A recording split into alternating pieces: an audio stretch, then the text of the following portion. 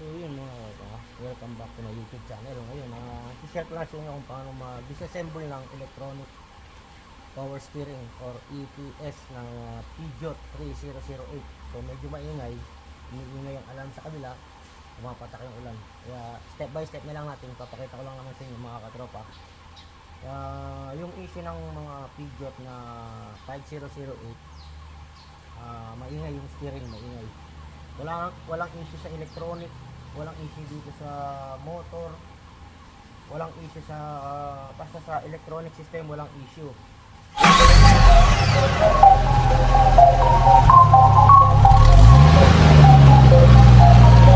The Mechanic TV. Who made this? The Mechanic TV channel, dito ay manood ka. Click mo subscribe button, click yung bell, updated ka sa mga paparating namin na gawain. Alam mo na, subaybayan galaw ni Sir Edgar Manabat. The Manood Mechanic ka. TV. Ayan. Yung issue niya, maingay yung steering. So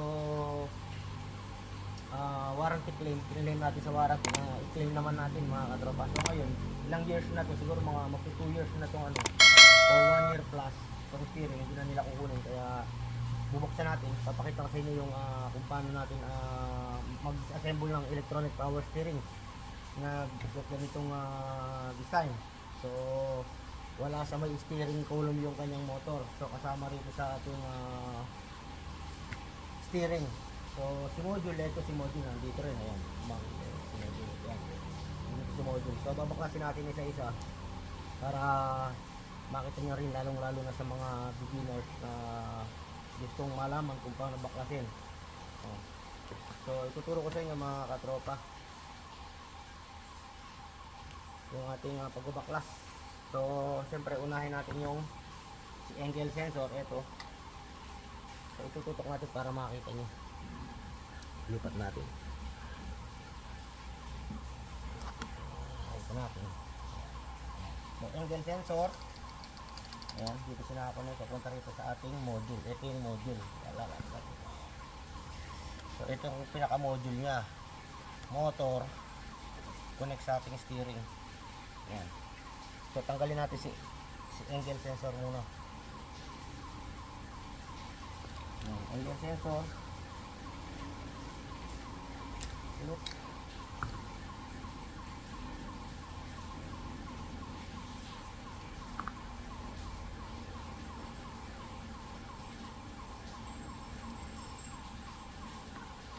So ayan, angle sensor. Peugeot. Yung iba nasa steering column nakalagay. Ibang tayo ng special tool, siyempre tanggal ng wire.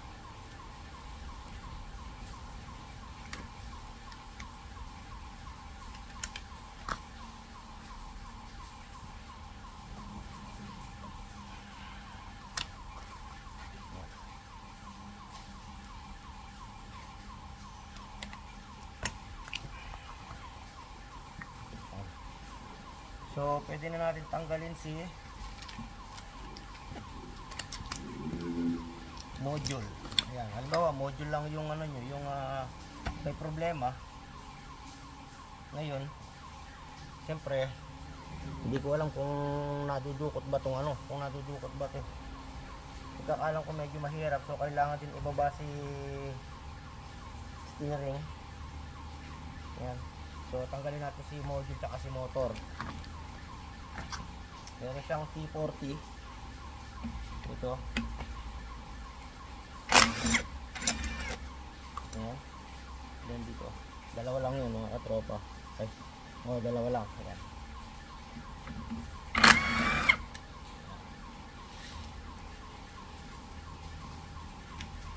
Yun.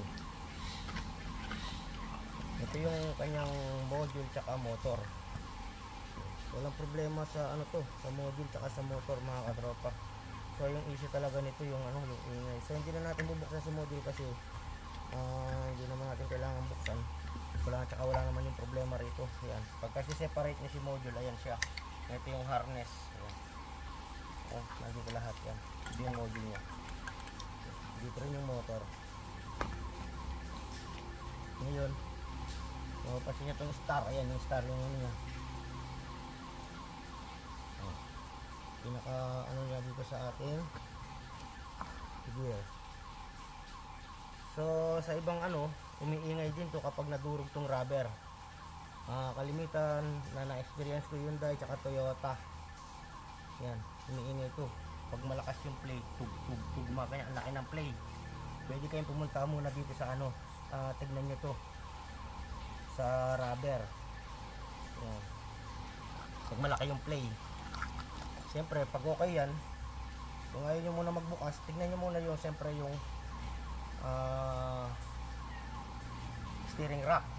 Yan, sa end, rack end, saka dun sa loob, ito. Dito minsan na pagka pudpud na yung ano rito, pudpud na, umiingay din. Yan. So, buksan natin to, kung ano makikita natin.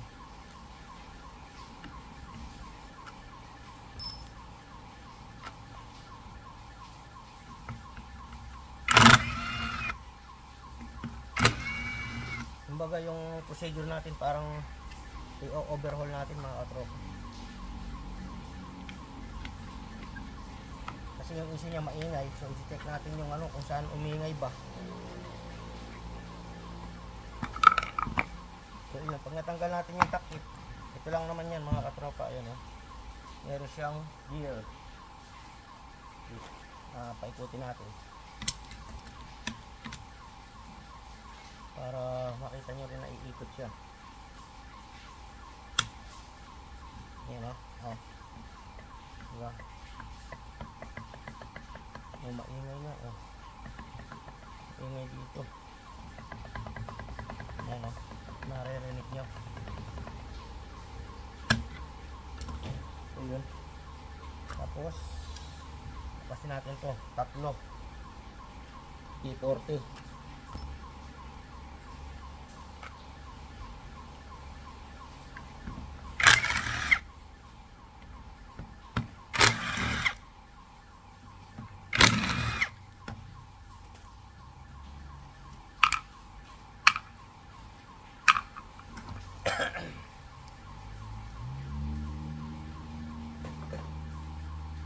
Tapos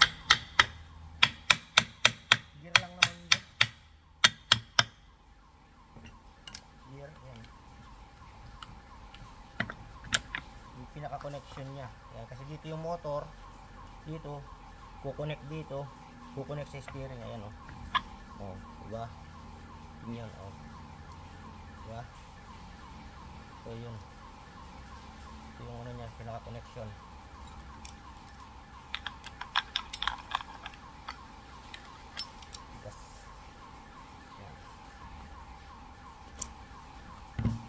Ito sa loob niya. Okay. Yung mga rubber cover yan. Pinaka-bushing. Matanggal pa. So, huwag muna natin tanggalin. So, sa ano naman dito tayo.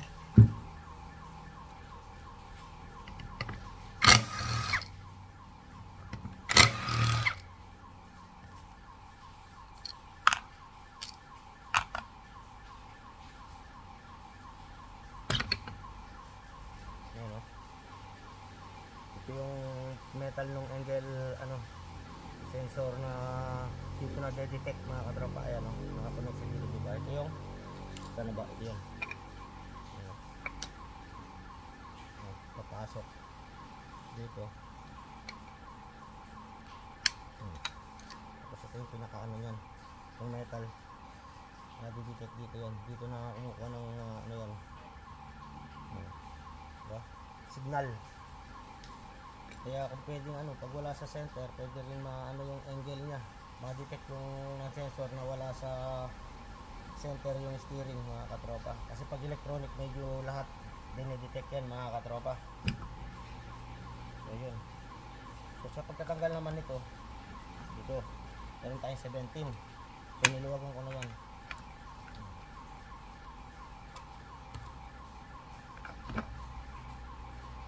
So kung yung area na umiingay dito mga katropa, Lalong-lalo na sa mga ibang sa mga ibang steering. Example, manual. Manual dito. So pwede niyo buksan ito, checkin niyo yung pinaka stopper. Pakita ko sa inyo.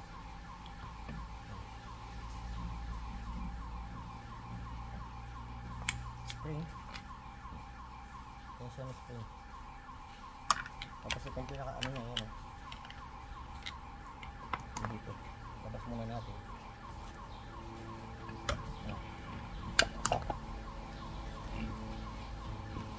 Tiniluwagan ko na.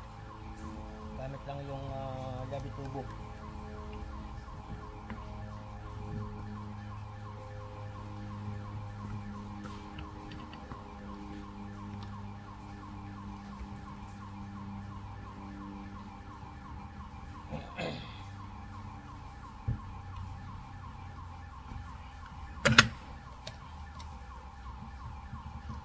Lagyan mo na rin natin ito isa.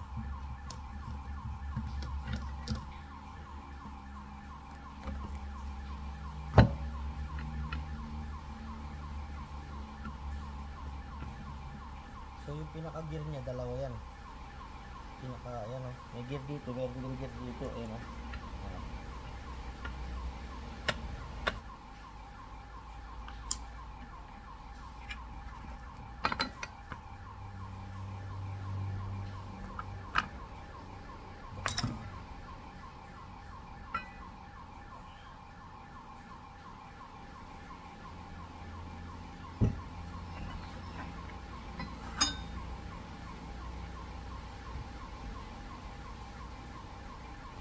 Natatanggal siya kaya lang medyo kumapit. So ito yung kumahawak dito para hindi umalog.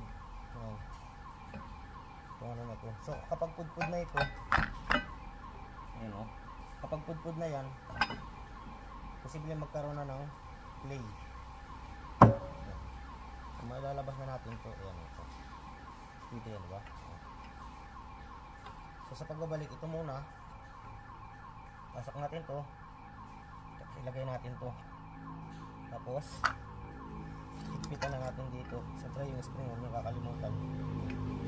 Ganun lang. Tapos yun, kung paano yung procedure tinanggal, ganun nyo rin yung pagbalik mga katropa. May mga may mga rubber seal, ayun mapapansin nyo, pero wala siyang fluid, siyempre para sa lang yung grasa. Ayan so yun, ganun lang mga katropa yung sa electronic. Ito maibebenta pa naman itong mga katropa, gumagana, kagaya nga sinabi ko, malambot yung steering, so umiingay lang, pang Peugeot 5008. So siyempre pagka napalit tayo ng ganito, kailangan din natin ng program, program natin mga katropa. Yan sa Peugeot mga katropa. So yun lang naman yung parts ng steering. Yan, konti lang naman mga katropa yung parts ng steering.